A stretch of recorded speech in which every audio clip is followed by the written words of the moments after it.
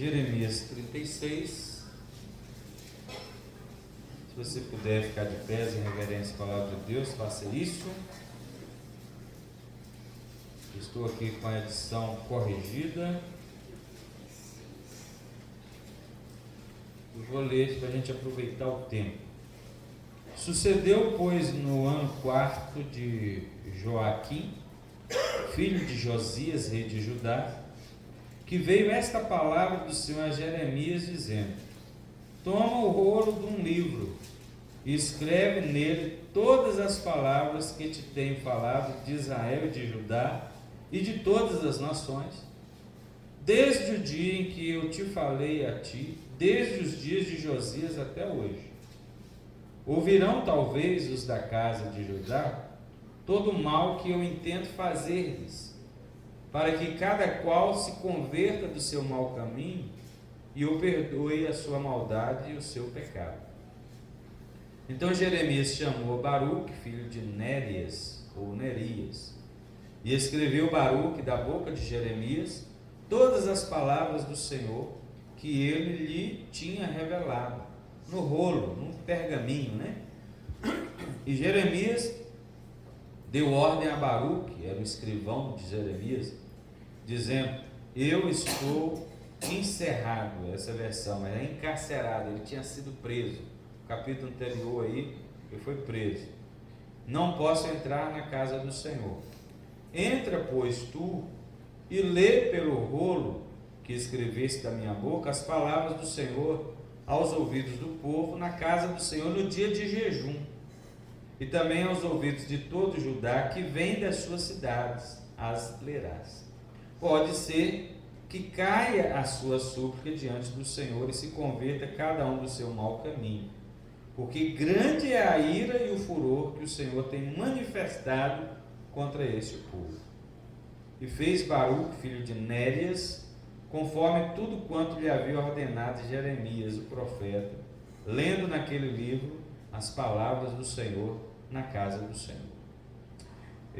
Vamos até o 10. E aconteceu no ano 5º de Joaquim, em algumas versões aparece Jeoaquim, filho de Josias, rei de Judá, no mês 9, que apregoaram jejum diante do Senhor a todo o povo em Jerusalém, como também a todo o povo que vinha das cidades de Judá a Jerusalém.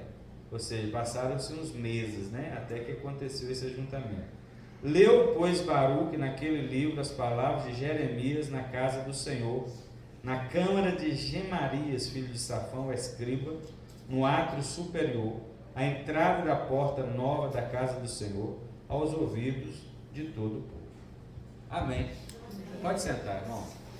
Nós fizemos a leitura aqui, até o versículo 11, que era o que já dá para a gente introduzir, né, todo o texto e todas as palavras que a gente vai falar. Eu quero falar sobre as reações humanas ante a palavra de Deus.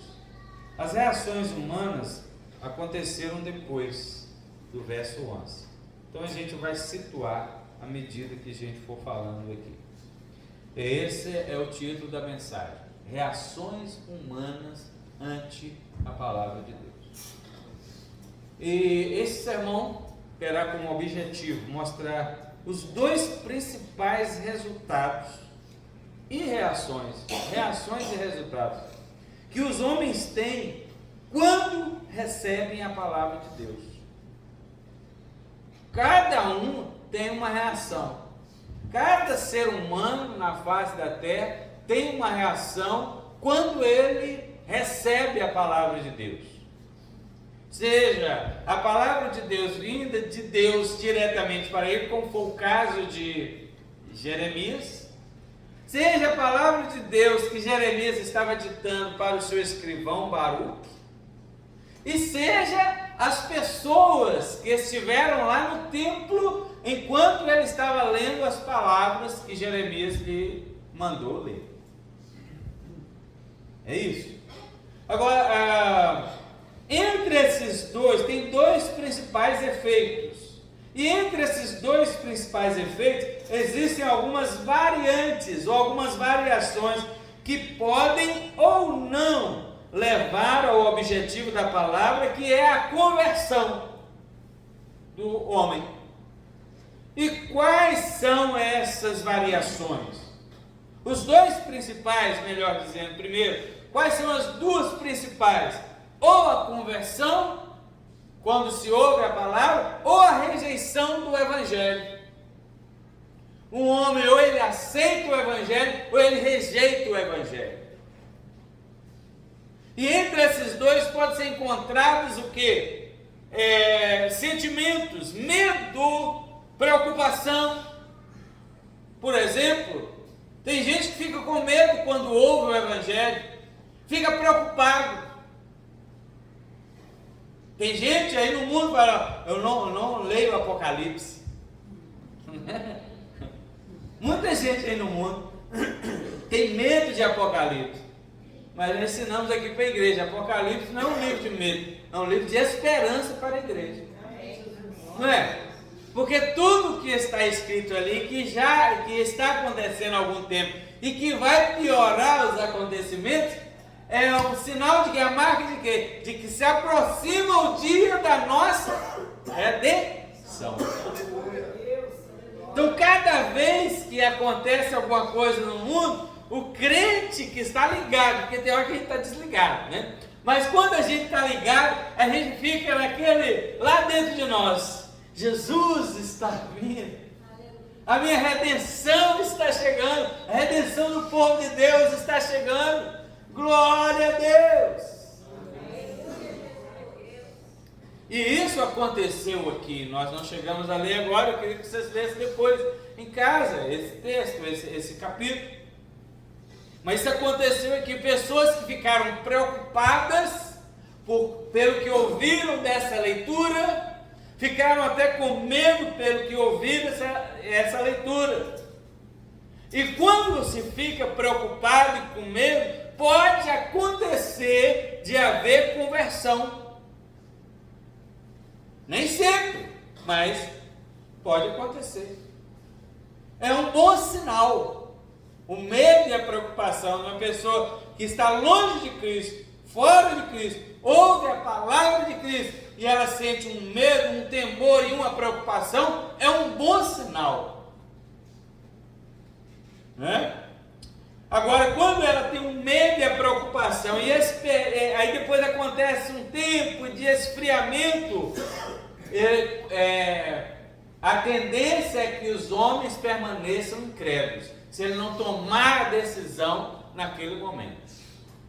Esperamos que entre nós hajam pessoas cuja reação seja a da conversão imediata ou mediata, pois não é bom estar sob a sentença condenatória divina por causa da incredulidade. E é isso que vai acontecer com muitos. Então eu vou falar dos três grupos: o grupo dos incrédulos primeiro, o grupo do meio e depois o grupo dos convertidos. Amém? Amém. Falar o grupo dos incrédulos. O grupo dos incrédulos está mais para o final, contando a história aqui. Baruque fez a leitura para todo o povo. Alguém que estava lá no templo ouviu. Eu vou falar quem daqui a pouco. Aí foi lá, chamou alguns ministros do rei que moravam ali também no templo, nas dependências do templo. Falou com eles o que ouviu. Estou resumindo, mandou chamar Baruque, lê aí para nós. Baruque leu e eles ficaram preocupados e com medo. Foram, nós vamos ter que apresentar isso ao rei. Aí foram levar ao rei a mensagem. Foram levar ao rei. Eles ficaram preocupados que eles imaginaram que o rei não ia gostar. E estava certo. Falou com Baruque, esconde você. Nem fala para a gente, não falou assim, mas a gente está a entender isso. Nem fala para a gente onde vocês vão se esconder.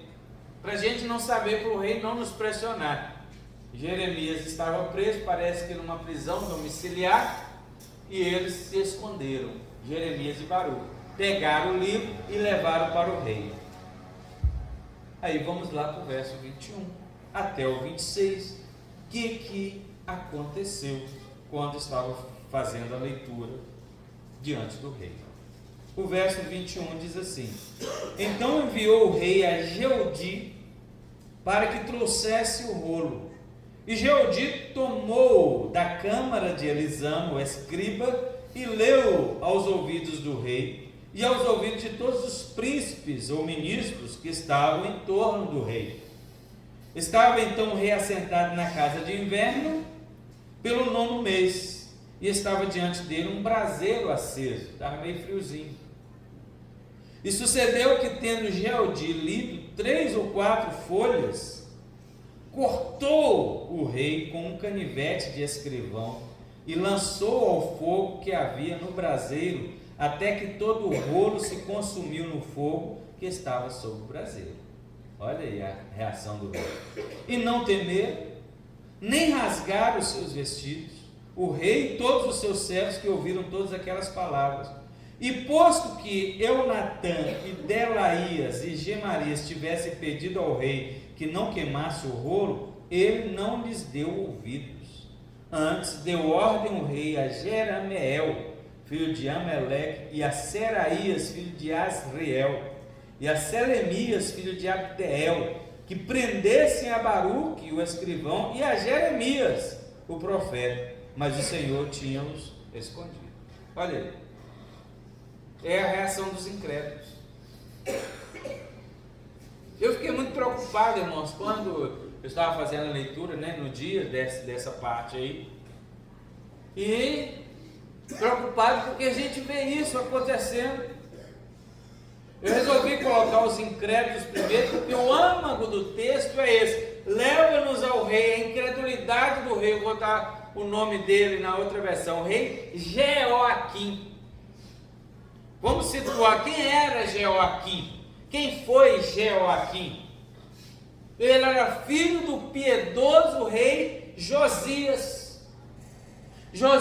O rei Josias morreu numa batalha no ano 609 a.C., uma batalha com um faraó de nome Neco. Neco estava passando, Josias foi lá, o faraó falou: não venha não, porque você pode morrer na batalha. E Josias foi lá assim mesmo e acabou morrendo de fato. O faraó partiu para fazer o que foi fazer, e quando voltou,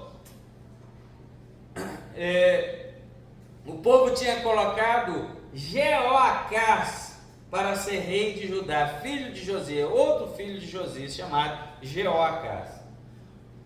Nesse retorno de Neco durou mais ou menos 3 meses. Quando Neco retorna, passa lá por Jerusalém, Jeoacás estava reinando no lugar de Josias.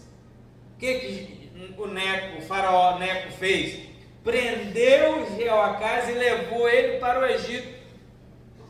E o próprio rei, o próprio faraó, ao levar Jeoacás, nomeou o irmão de Jeoacás, chamado Eliaquim, e mudou o nome para esse aí, Jeoacás. Tá vendo? Jeoacás não, Jeoaquim, né? Tá vendo? É muito nome com Jeoaquim, Joaquim, Jaqui e tal. Às vezes a gente confunde, mas é esse que está aí, Jeoaquim. Então, sabendo o que aconteceu? Matou o pai e foi fazer o que tinha que fazer. Na hora que voltou, tinha um outro rei que era o filho. Pegou esse rei e levou cativo. O rei morreu lá, foi só 3 meses. Pegou o irmão dele, colocou como rei, e mudou o nome deles. O que significava isso? Quando um rei fazia isso com outro rei, de mudar o nome, é porque aquele reino, a partir daquele momento, seria vassalo, então tinha que pagar tributo. Era isso que aconteceu. Estou só situando os irmãos, beleza? Então o nome desse rei é Jeoaquim. Já Jeremias servia ao Senhor como profeta desde a época do pai dele, do rei Josias. E Jeremias serviu ao Senhor como profeta até o fim de Judá, porque esse Jeoaquim aí, que nós estamos lendo sobre ele, reinou mais ou menos 11 anos, viu? Mais ou menos 11 anos.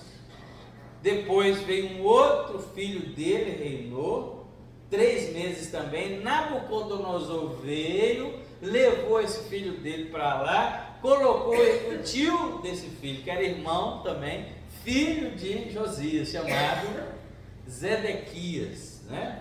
O nome dele na verdade era Matanias e mudou para Zedequias, tá bom? Não precisa decorar não, irmãos, é só para vocês entenderem o contexto. Então Jeremias foi profetizando desde a época do pai até o fim do reinado de Judá, que foi no ano 586.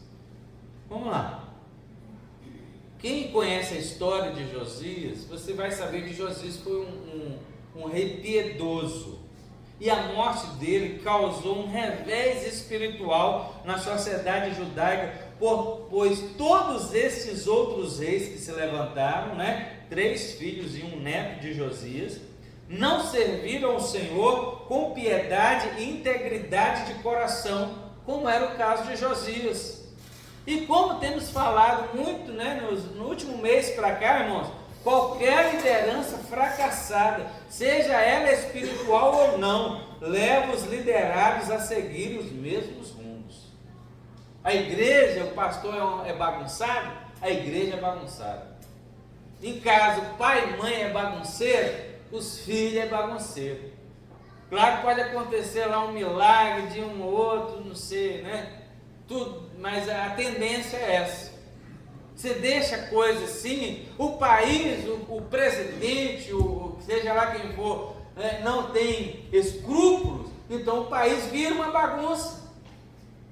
O governador, o prefeito, a liderança, né, na escola, se não tiver em qualquer setor da sociedade, se não tiver uma liderança firme, com diretrizes, com regras que precisam ser cumpridas, a coisa vira uma bagunça. E isso aconteceu.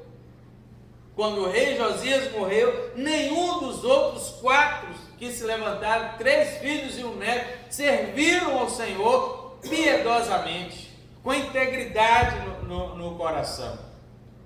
Mas vamos voltar aqui ao assunto do texto, voltando à reação do rei, que nós acabamos de ler. Notamos aí claramente seu total descaso ao que Deus queria falar com ele e a todo o povo.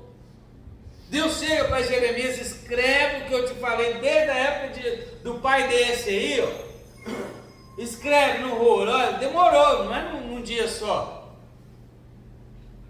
Demorou dias, talvez meses, porque esse jejum aqui, esperando o povo reunir, era um mês lá que o povo reunia para o jejum, ia todo mundo para Jerusalém, os habitantes da cidade e os habitantes de outras cidades iam para Jerusalém. Então demorou algum tempo, e Deus queria falar, quem sabe eles se convertem, quem sabe eles se humilhem, quem sabe eles se arrependem, e eu estou aqui para perdoar. Nós lemos isso. E aí está a reação do rei, que nós acabamos de ler. É uma reação extrema e desafiadora.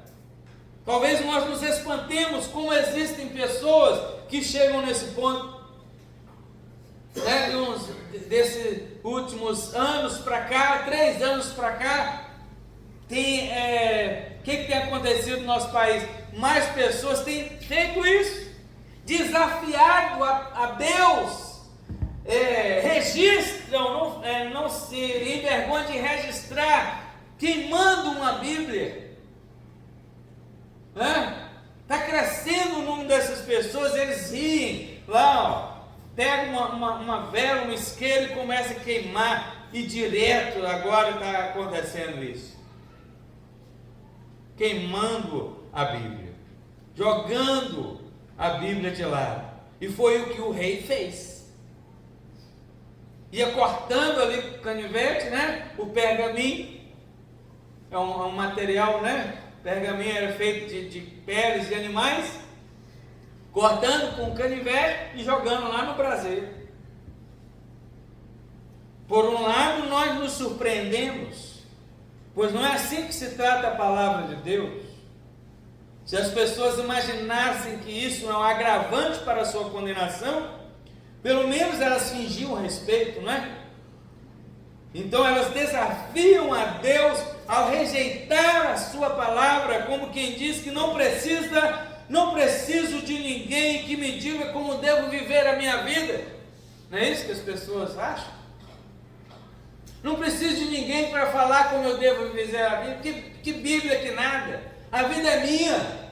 Ô, meu amigo, a vida não é sua, não. Se fosse sua, na hora que você ficasse doente, você ia dar um jeito, né? Na hora que tivesse você para morrer, você ia dar um jeito, a vida é sua, você não quer morrer. O dono da vida não é você. O dono da vida é Deus. Ele que te deu a vida. E Ele que diz como que você deve viver a sua vida. Mas por outro lado, irmãos, não nos espantamos com isso. Porque a rejeição à palavra de Deus ocorre desde sempre. Por toda a história da humanidade, as pessoas não querem, rejeitam, fazem pouco caso da palavra de Deus, do recado que Deus manda para elas.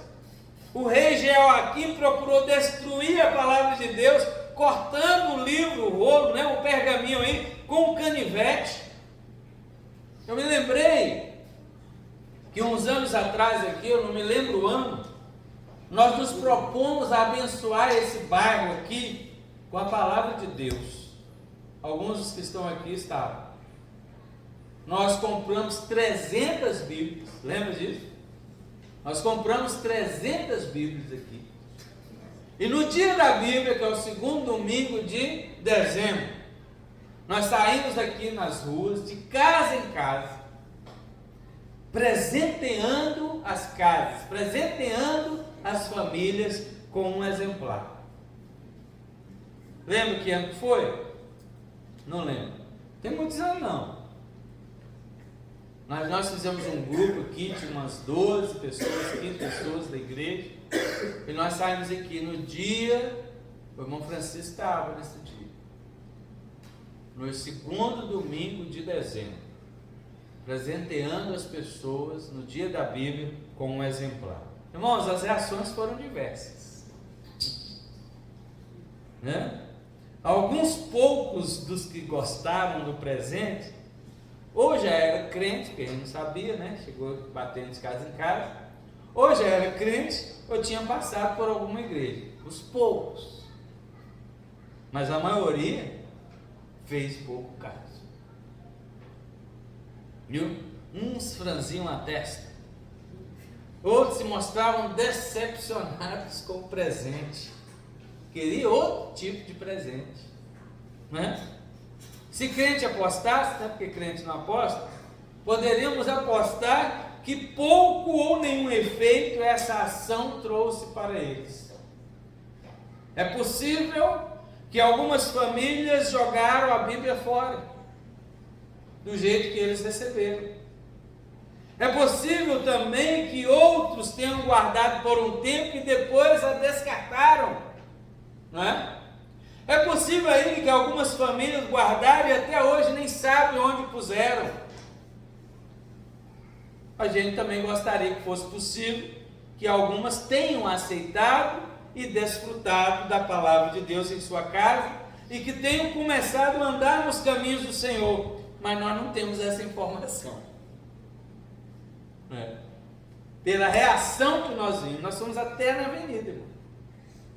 Como era um domingo, estava um dia chuvoso, algumas pessoas saíram, demoraram para voltar, então nem todas as casas estavam abrindo as portas, outras não abriram as portas, então demorou bem, mas não tem problema. De qualquer maneira, como estamos falando dos que rejeitam a palavra, mal sabem eles que um dia ela os rejeitará e os condenará. Aleluia. É isso. Vamos ver João 12:48. Leia esse versículo em alto e bom som para vocês verem.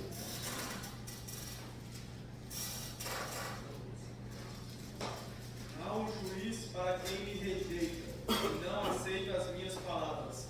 A própria palavra que proferi o condenará no último dia. Olha aí. Essa é uma versão não tradicional, mas já está explicando. Há um juiz.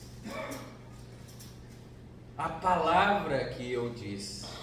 E como as pessoas rejeitam a palavra, como o rei rejeitou, fez pouco caso, deve ter feito alguma gracinha, ele mesmo cortou ali com o canivete, lançou lá no fogo.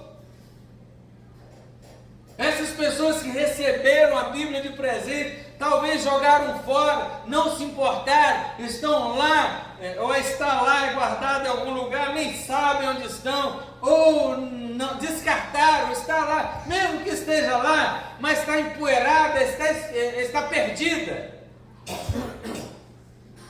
Nós não devemos ser assim, irmão, devemos tomar cuidado, porque a palavra está escrita, e no dia do juízo ninguém poderá se desculpar diante de Deus. Cuidado, você que não quer saber do que a Bíblia diz. Você não está querendo saber do que Deus tem para a sua vida. Cuidado, porque a Bíblia é a palavra de Deus. São os avisos de Deus. São as advertências de Deus. É o amor de Deus sendo revelado. Mas você quer o seu próprio amor. Você quer saber do seu tipo de amor, do seu tipo de vida. Não quer saber que tipo de vida que Deus quer para você. Cuidado, porque no último dia, o dia do juízo, isso virá à tona. E Jesus falou que esta palavra vai te condenar. Irmãos, preste atenção uma coisa.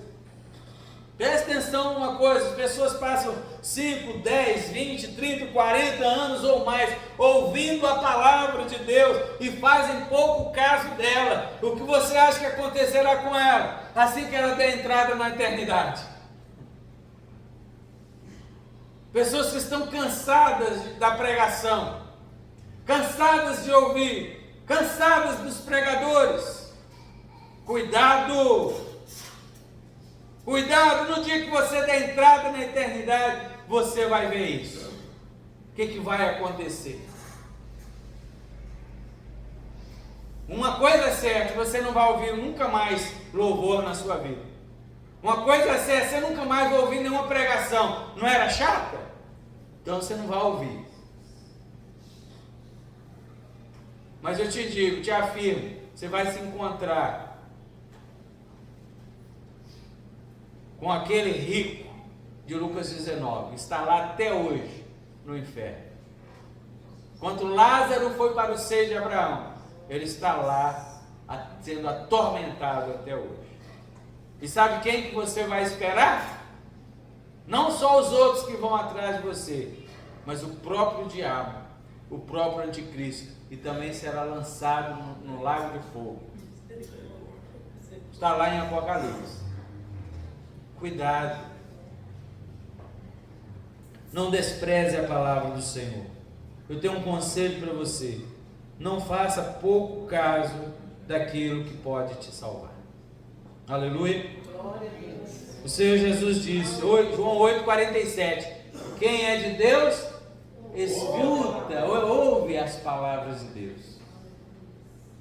Está escrito: quem é de Deus, ouve as palavras de Deus. Quem é de Deus, escuta as palavras de Deus. E o contrário é verdade. Aqui é só a primeira parte. A segunda parte do versículo diz: quem não escuta, não é de Deus.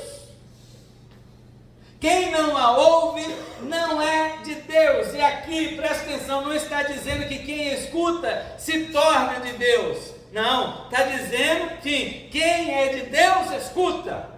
Para escutar a palavra de Deus, você já tem que ser de Deus. É isso que o versículo está dizendo.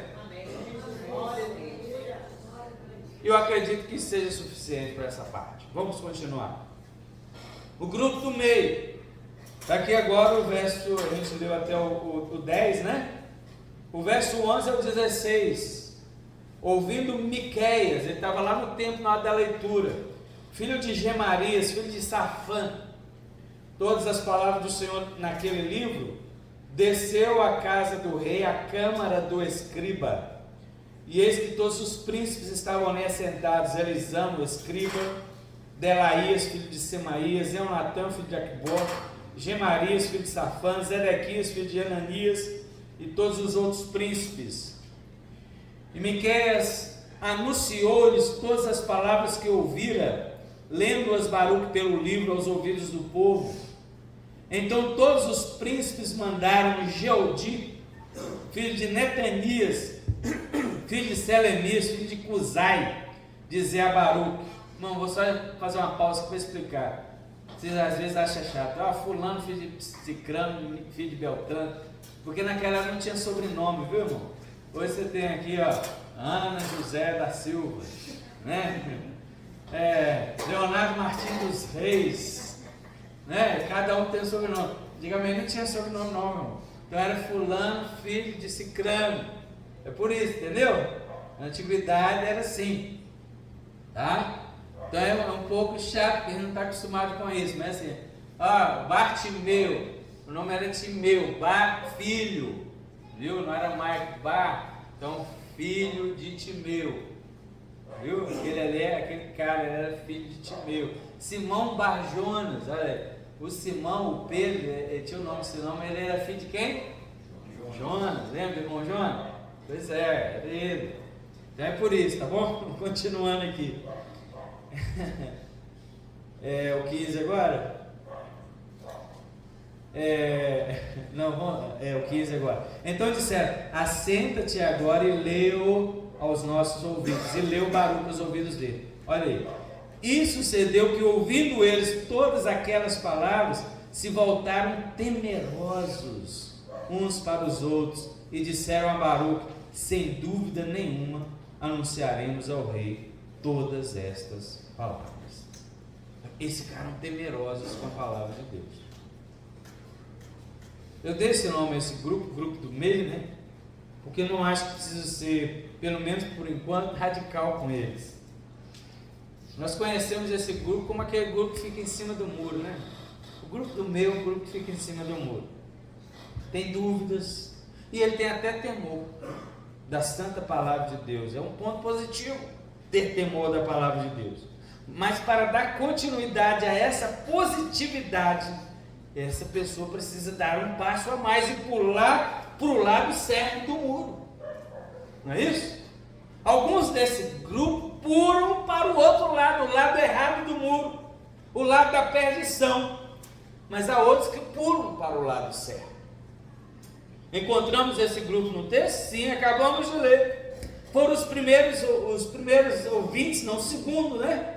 Ouvintes dessa palavra. Os primeiros foram o povão.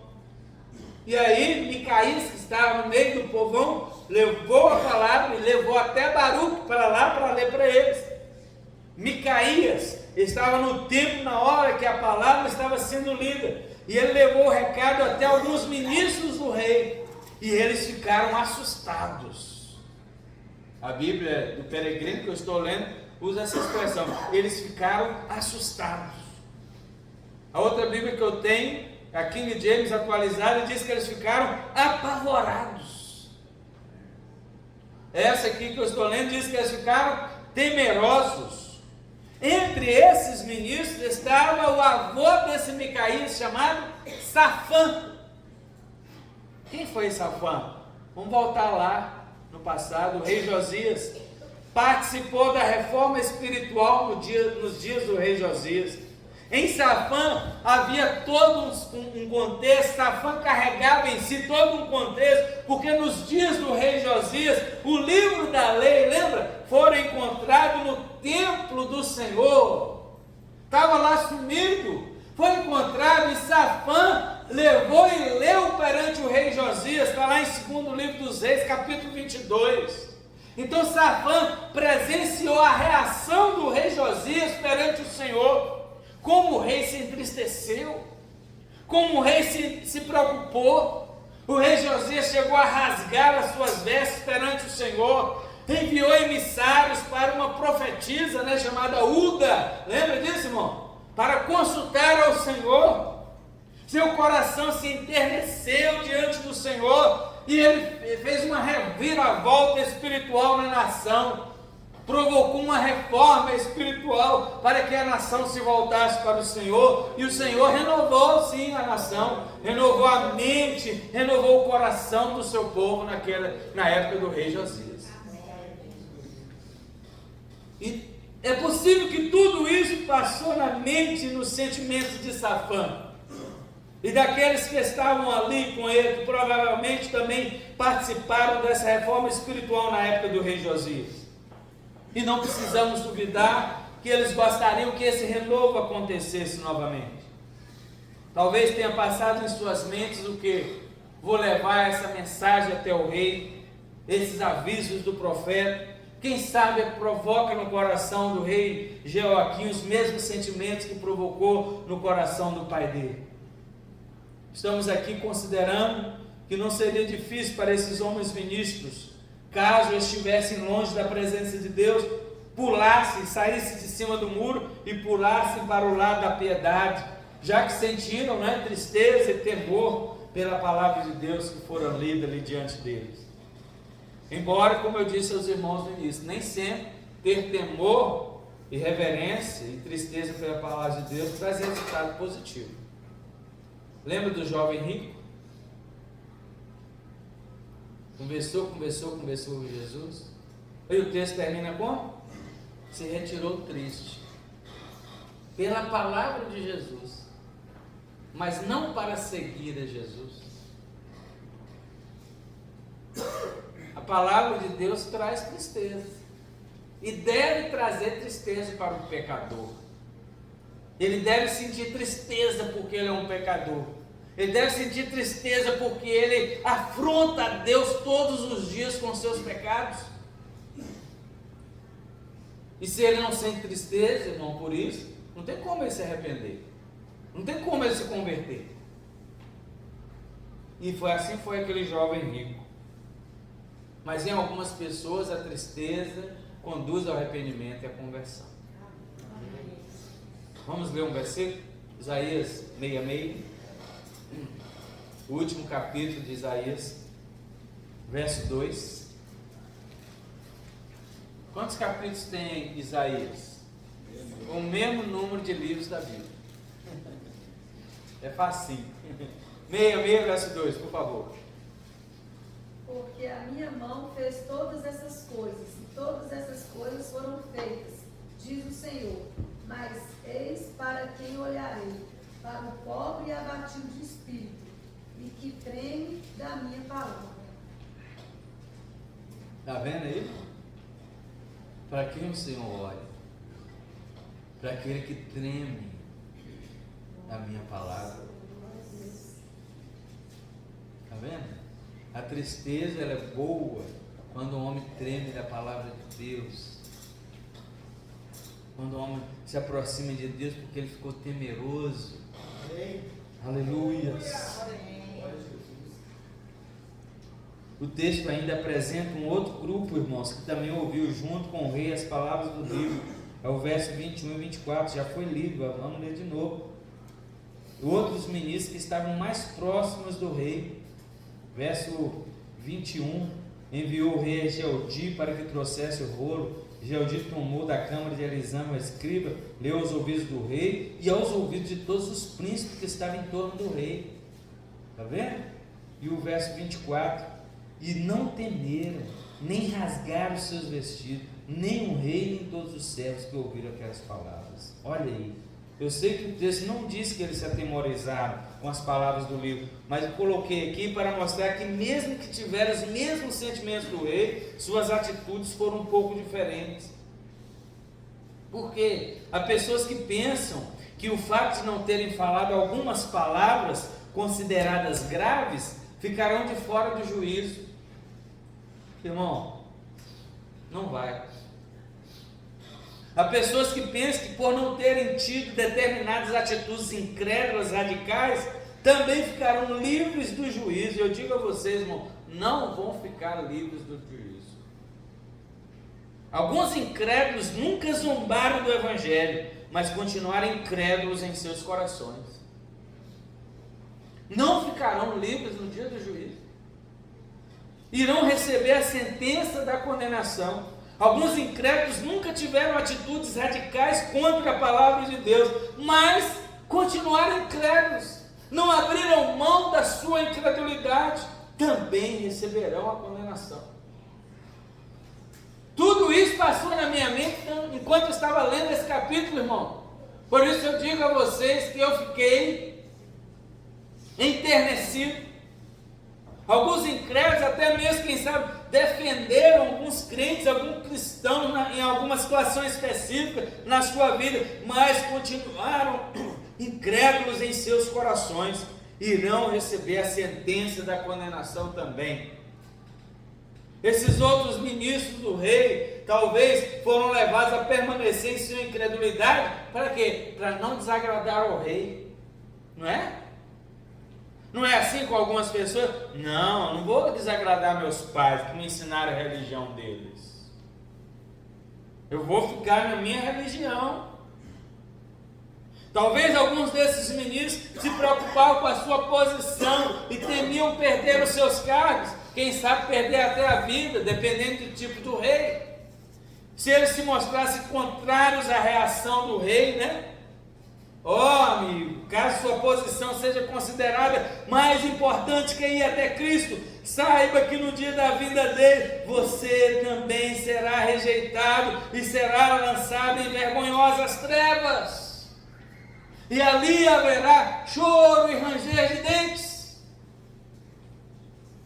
Que Deus tenha misericórdia da sua alma e que haja tempo de você se arrepender e se converter dos seus caminhos de pecado e ir até ao Senhor.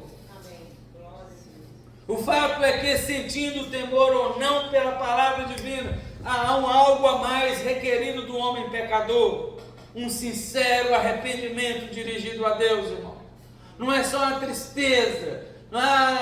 Eu ouvi aquela pregação, me deixou triste, me deixou preocupado, nunca mais volto naquela igreja.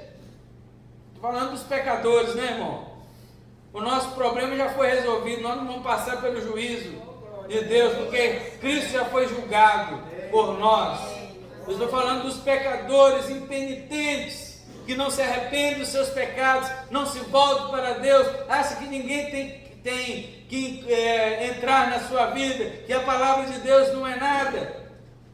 Alguns dizem, alguns ainda falam assim, é só se arrepender antes da morte. Eu digo, irmão, não é fácil se arrepender verdadeiramente diante de Deus, nem antes, nem na hora da morte, viu? Muito menos na hora da morte. Não é fácil se arrepender agora, muito menos na hora da morte. O homem natural, sabe, o homem sem Deus, se arrepende de algumas coisas que ele faz, de alguns erros que ele comete, mas é porque ele tem alguma moral. Não é por causa de Deus. Esse é um arrependimento natural, vem de uma convicção natural. Então esse arrependimento não é direcionado para Deus, é para si mesmo. Então não alcança a salvação. Judas se arrependeu nesse sentido. Nós costumamos chamar de remorso, né? Judas teve remorso, não arrependimento, mas não tem problema se a gente usar a palavra arrependimento, para que você entenda. O fato é que a tristeza e o arrependimento de Judas foram de um homem comum, um homem natural que se entristece, se preocupa quando ele comete algum erro, fica sentido, por exemplo, quando ele comete injustiça contra alguém, fica sentido. O homem natural fica sentido quando ele faz alguma coisa errada contra alguém lá fora. Quanto um amigo, não é arrependimento para Deus, é para si mesmo. Foi isso que Judas sentiu. Ele foi até lá entregar o dinheiro que ele havia recebido. Então ele estava sentido, ele tinha arrependido, mas não o arrependimento que levou ele para Jesus. O arrependimento levou ele para a morte. Você está vendo? O arrependimento do homem natural não agrada a Deus. Não é o suficiente para salvá-lo. Então o meu conselho é que, se estiver em cima do muro, enquanto você pode, pule para o lado da verdade, da justiça e do perdão de Cristo. Amém. Aleluia. O último aqui, o grupo dos convertidos. Eu deixei esse grupo por último, porque a gente já sabe que esse grupo é o menor. É o menor dos três. Aqui, especificamente e explicitamente, ele não é composto por muita gente. Aparentemente é de 2 pessoas. Claro que havia mais, mas estamos nos atendo ao texto. Apenas o profeta e o escrivão. São 2 tão convertidos que Deus fala diretamente com um deles e inspira o outro a escrever. São convertidos mesmo. Como eu disse, havia outros convertidos, mas para o nosso propósito, que está claro no texto, é que os convertidos, no caso, esses 2, não tem nenhuma dúvida de que o Senhor falou com eles e estão dispostos a obedecer. Deus chega para Jeremias: Jeremias, escreve assim, assim. Jeremias chama o seu escrivão, escreve isso que Deus mandou. Ele vai e escreve. Os 2 convertidos. Mas há um outro convertido. Não aparece no texto, mas a gente falou nele o tempo inteiro. O rei Josias. Por que estou falando dele? Citar ele serve como base ao nosso propósito, por causa da diferença entre ele e o filho dele que estava no trono. A reação de Jeoaquim é contrária, é adversa à reação do rei Josias. Se você quiser comparar, segundo Reis 22:11, quem achar primeiro aí, vamos ler. Segundo Reis, a reação do rei Josias, segundo Reis 22:11, assim que foi lida a palavra do Senhor, olha, sucedeu, pois, que ouvindo o rei, esse aqui é o Josias, as palavras do livro da lei, rasgou seus vestidos. Está vendo? Enquanto Jeoaquim rasga o livro, corta o livro, na sua arrogância, desprezando a palavra de Deus, destrói o livro, o rei Josias acolheu a palavra do livro, se humilhou, se arrependeu diante do Senhor. E o meu conselho e a minha oração é que estejamos entre esses 3, no meio desses 3, do profeta, do escrivão e do rei que foi exemplo. Viu, meus amados irmãos? E eu quero concluir dizendo que esse capítulo sobre a palavra nos ensina várias coisas a mais, além das que já falamos. Ela interpela e exige decisão. De qual lado você vai ficar? Dos convertidos? Dos incrédulos? Ou talvez em cima do muro?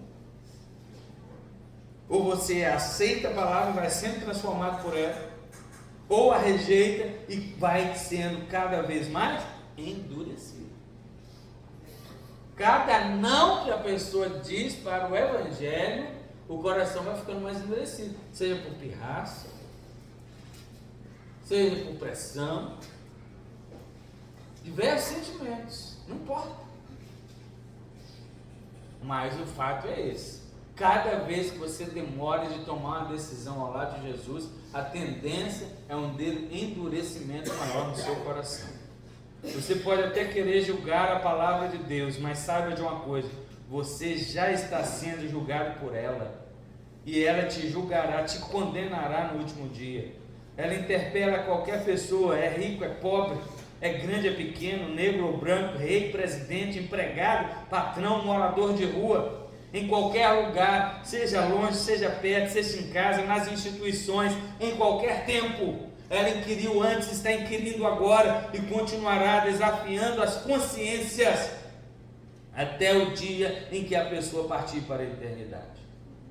Então as perguntas são: que reação você terá em relação ao que você está ouvindo e que efeito ela produzirá na sua vida a partir de então?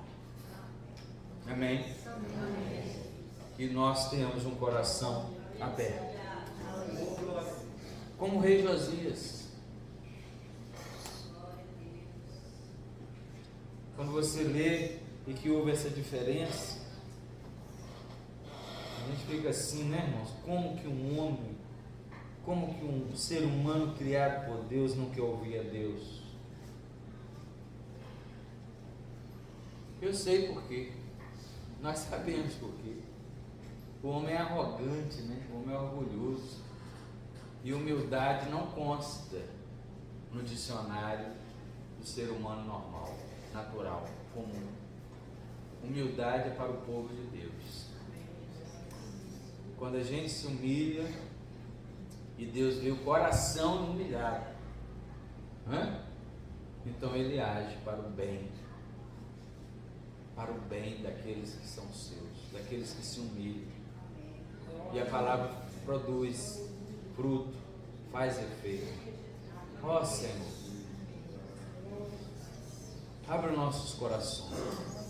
Sempre que ouvirmos a Tua palavra, Senhor, que não tenhamos enternecimento natural, não só, acontece também, mas que tenhamos humilhação espiritual, que tenhamos, Senhor, uma vida disposta a Te atender, onde reconhecemos, Senhor, que realmente, quando o Senhor nos falar, os nossos caminhos precisam ser reajustados, realinhados. Eu quero, com a igreja do Senhor, pedir perdão pelos nossos pecados.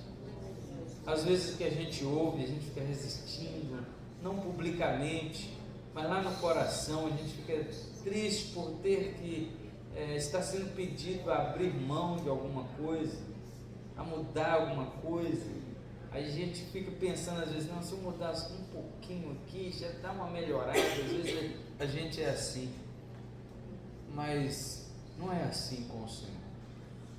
A gente não quer, a gente luta sim, mas queremos lutar contra nós mesmos. Agora nós falamos isso ao Senhor. Queremos lutar contra nós mesmos. E que o Senhor seja a primazia no nosso coração. Seja o primeiro, seja o maior. Que seja lento, que seja rápido, mas não queremos abrir mão, Senhor, de Ti. Nós resistimos com nossa vontade a algumas coisas, mas nós declaramos que queremos abrir mão da nossa própria vontade. Que a nossa própria vontade seja transformada em Tua vontade, Senhor. Que não hajamos como o rei Jeoaquim agiu, Senhor, ou reagiu.